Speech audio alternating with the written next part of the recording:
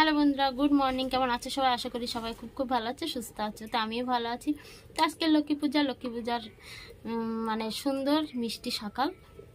তো এখন থেকে আমার ব্লগটা শুরু করছি। তো এখন ঘড়িতে বাজে সময় 8টা। তো লক্ষ্মী পূজার যে কত কি কাজ থাকে সারাদিনে, সেগুলো সেরে উঠতে পারলে হয় এরকম মনে হচ্ছে। তো অনেক কাজকর্ম রয়েছে, সেগুলো সবই সারবো। আর সেগুলো তো তোমাদেরকে দেখতে হলে আমার সঙ্গে থাকতে হবে।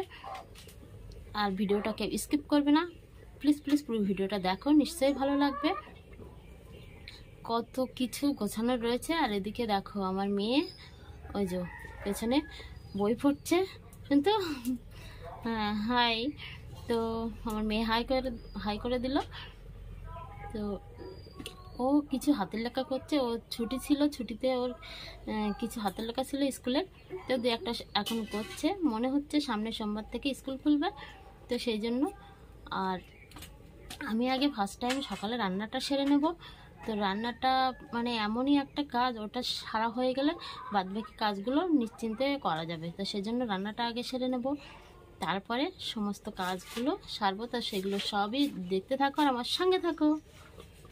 তো এই যে সকাল দুপুরের ভাত আমি একবারেই বসিয়েছি, কারণ রান্নাটা আমি সেরে বাদবাকি কাজগুলো সারতে আমার সুবিধা হয়। রান্নাটা আগে সেরে নেব। তো ওদিকে বেগুন ভাজা কড়াইতে, এদিকে ভাত করছি। আর একটা কিছু তরকারি বানাবো, আজকে লক্ষ্মী পুজো, সেই জন্য নিরামিষ খাওয়া দাওয়া হবে, নিরামিষই করব। তো ওইদিকে দেখো মুরগি ডাকছে। আর সকাল হলে গ্রামের দিকে না মুরগির ডাকে সকালটা হয়, এরকম বলাই চলে। তো সকাল হলে মুরগিরাই ওরা আগে বুঝতে পারে, যেহেতু আমাদের গ্রাম। তো দেখো ওরা ডাকছে, একজন ডাকলে আরেকজনও ডেকে ওঠে।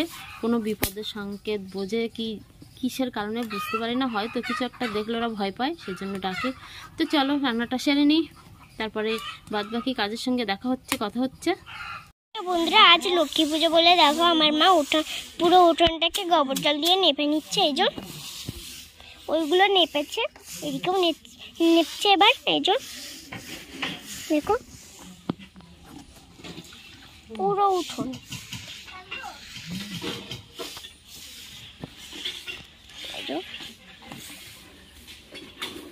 ওখানটাকে পুজো হবে, ওখানে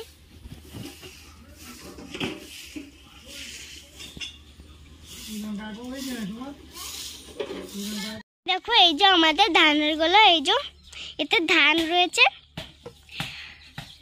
তো আর দেখো আমার মা এই জায়গাটা প্রথমে পরিষ্কার করে নিয়ে গোবর জল দিয়ে নেপে নিয়েছিল। তো এবার মাটি এনেছে, তো সেই মাটি দিয়ে নেপে নিচ্ছে, কারণ এর উপর দিয়ে আবার আলপনা দিতে হবে, সেই জন্য।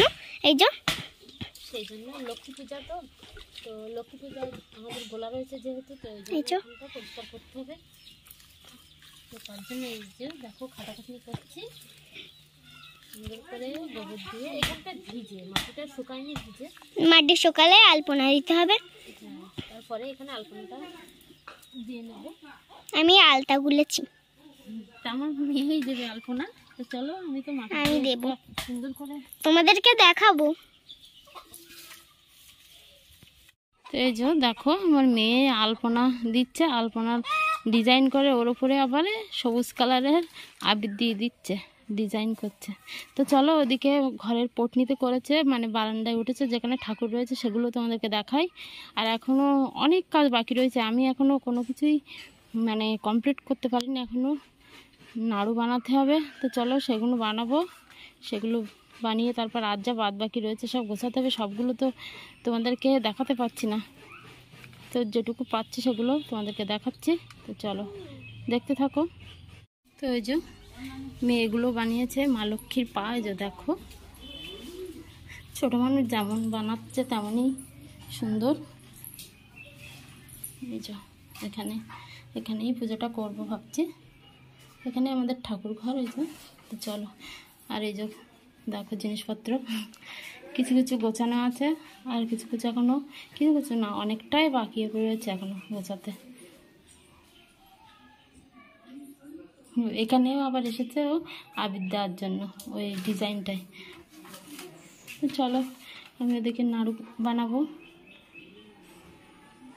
তো এই যে দেখো নারকেলটা করানো হয়ে গেছে। আর এই যে গ্যাসে কড়াটা বসিয়েছি। তো চলো নাড়ুগুলো বানিয়ে নেব। নাড়ুগুলো বানিয়ে নেব মানে কি, মানে নারকেলগুলো আগে এই চিনিটা দিয়ে জাল দিয়ে নেব। জাল দিয়ে নিয়ে তো নারকেল কড়াগুলো যা দেখো চিনি দিয়ে ঠিকঠাক মতো মনে করে মানে জ্বালিয়েছি। তারপর দেখো নামিয়ে রেখেছি, একটু ঠান্ডা হলে নাড়ুগুলো বানাবো। তো এই যে সুন্দর হয়েছে, মানে বেশ আঠালো এরকম হলে সুন্দর গোল হবে। এরকম পাক দিয়ে দিয়ে গোল করলে খুব সুন্দর হবে। চলো একটু ঠান্ডা হয়ে নিক, গরম বেশ। তো হাতে দেখো আলতা লাগিয়ে ফেলেছি। চলো এগুলো ঠান্ডা হয়ে তারপরে বানাবো। আর ওদিকে দেখি তোমাদের দাদা আবার তালের আটি বলি আমরা এদিকে, তালের যে বীজগুলো এগুলো কাটছিল তালের শ্বাস বার করার জন্য। তো চলো দেখে আসি। তো এই যে তোমাদের দাদা দেখো তালের শ্বাস কেটেছে কিছুটা, এতেই হয়ে যাবে। তো চলো ওদিকে ঠান্ডা হয়ে যাচ্ছে, নাড়ুগুলো বানাবো। তো এই যে দেখো নাড়ু পাকানো আমার রেডি। এখনও একটু একটু গরম রয়েছে। তো এটা আর একটু ঠান্ডা হলে আর একটু হাত দিয়ে মানে সুন্দর করে গোল করে দেবো, আর একটু করে হাত দিতে হবে।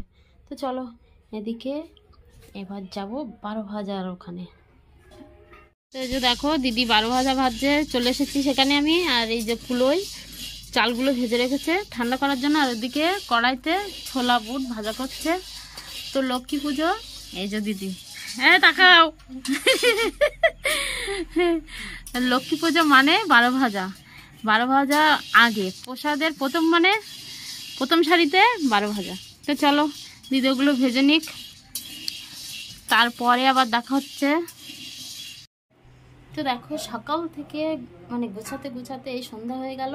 তো আমি নিজে ভাবছি সবটা গোছাতে পেরেছি, কিন্তু না, ব্রাহ্মণ না আসলে বোঝা যাচ্ছে না। ব্রাহ্মণ পূজাতে বসে যে বলবে এখনো এটা নেই ওইটা নেই, তো তারপরে হবে। তো তার মধ্যে আমি মানে নিজের থেকে ভেবেছি যে না, আমি কিছুটা অন্তত গুছিয়ে উঠতে পেরেছি। তো তারপরে নিজে একটু গোছাতে বসে গেছি, অলরেডি গুছিয়েছি। তো গলাটা কেমন দেখছি ফাঁকা ফাঁকা রয়েছে। তো দেখো লক্ষ্মী পূজার দিন লক্ষ্মী বউ একটু না সাজলে হয় বলো। তো সিঁদুর মেখেছি চড়ো করে, কপালে লাল টিপ, একটা লাল সুতির শাড়ি, আর এই যে হলুদ হলুদ রয়েছে বলে একটা হলুদ ব্লাউজ পরেছে। আর দেখো পায়ে আলতা দিয়েছি এই যে। তো চলো ওখানে মানে পুজোর ওইখানটা যাবো, একটু মানে সবগুলো মেলাবো, দেখি কোনটা আছে কোনটা নেই। তো চলো আমি বসে আছি, আমার কষ্ট হচ্ছে, মানে উপোস আছি, সকাল থেকে কিছুই খাইনি, এখন একটু জল খেলাম। তো চলো আমাদের বাড়িতে ব্রাহ্মণ এসে গেছে, এই যে পুজো শুরু করেছে।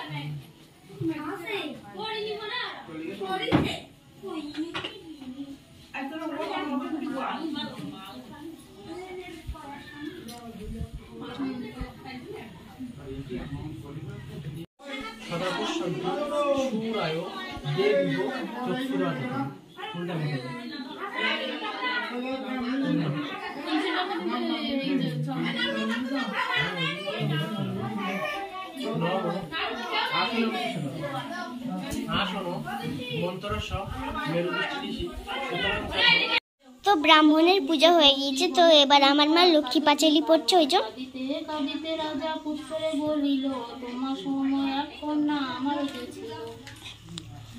ননদ শুনিয়া বলে,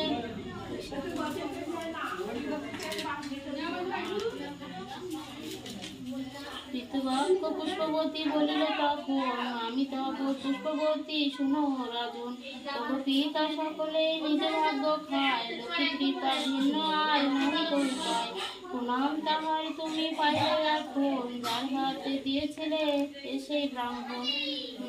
সতী সারথী পুষ্পবতী মুখে সুখেতে কাঠায়, লক্ষ্মী পূজা করে পুষ্প কার্তিক মাসায়। কার্তিক মাসের ব্রত হইল সমাপন, শ্রী শঙ্কর বলে জয় লক্ষ্মী নারায়ণ। ইতি কার্তিক মাসের ব্রত। তো পাঁচালি পড়া হয়ে গিয়েছে, ফল প্রসাদগুলো দিয়ে দিচ্ছে।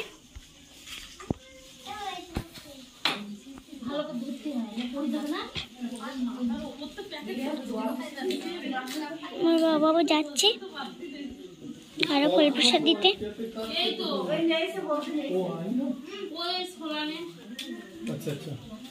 এবার বাবা ছোলা নিতে যাচ্ছে।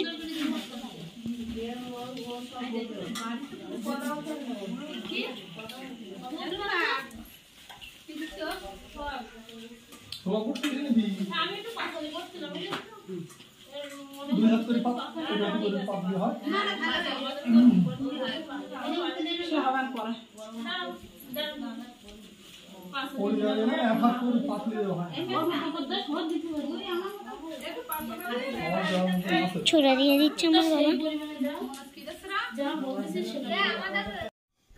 তো লক্ষ্মী পূজাও হয়ে গেছে, ব্রাহ্মণ এসেছিল, তোমরা তো দেখলে। তো প্রসাদ দেওয়াও মোটামুটি হয়ে গেছে। তো আমি চলে এসেছি ভাত খেতে রান্নাঘরে। এই যে দেখো ভাত নিয়ে বসেছি, সয়াবিনের তরকারি, ভাত। আজকে নিরামিষ করেছিলাম, বেগুন ভেজেছিলাম আর সয়াবিন আলুর ঝোল করেছিলাম। তো কালকে রাত্রিবেলা খেয়েছি আর আজকে রাত হয়ে গেছে। তো প্রচণ্ড কষ্ট হচ্ছে সারাদিন খাওয়া না খেয়ে আর সমস্ত সব গোছানো, এত কিছু গোছানো। তো চলো, খুব কষ্ট হচ্ছে, ভাতটা খাবো। আর এখন রাত মনে হচ্ছে 9টা না বুঝলো 9:45 এরকম বাজে। তো চলো, ভিডিওটা এখানে শেষ করছি। টাটা, গুড নাইট, সবাই ভালো থেকো, সুস্থ থেকো। আর প্লিজ পুরো ভিডিওটা দেখো, চ্যানেলটাকে সাবস্ক্রাইব করো। আর দেখা হচ্ছে পরের ভিডিওতে।